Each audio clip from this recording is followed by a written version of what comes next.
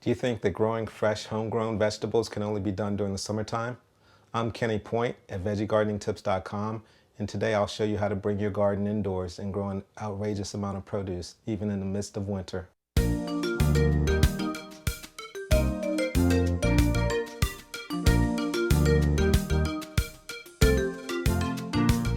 This is a new sprouter that I'm using, and it's called a sprouter, but I use it more as a hydroponic growing system.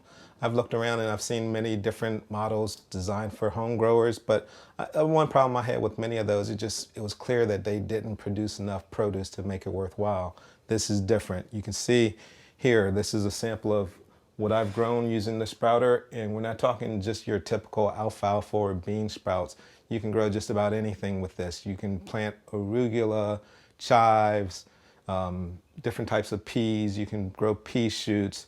You know, it's just beet seeds. There are all kinds of things that you can grow in here. Another great thing about this is you can use soil if you want to.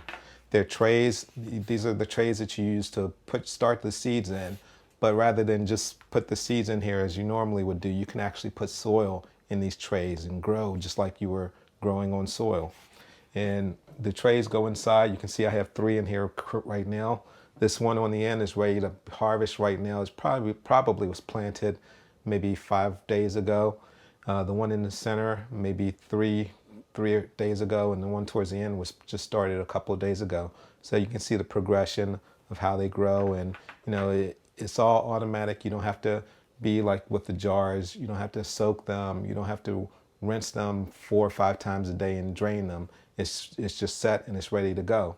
The system itself, you can set it to it is set to a timer, so it mists the seeds maybe 5 or 6 times a day for 15 minutes at a time. So there's no need to rinse your seeds and care for them. Everything is managed automatically. So again, everything is automatic. There's a reservoir back here where all you need to do is add the water, and there's a tube. There's no plumbing. Here's a tube for the water runoff. As it runs off, I have it coming out, and I just have a 5-gallon container here, and the tube is just running to drain into there.